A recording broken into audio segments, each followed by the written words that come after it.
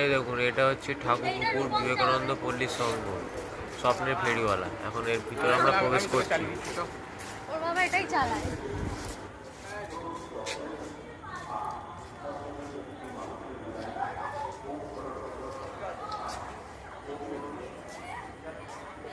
আনন্দের সংবাদ, আনন্দের সংবাদ, আনন্দের সংবাদ। এসে গেছে, এসে গেছে, এসে গেছে ঠাকুরপুকুর বিবেকানন্দ পল্লী সংঘের মেলা প্রাঙ্গণে স্বপ্নের ফেরিওয়ালা। এসো, এসো, সকলে এসো, দেখে যাও।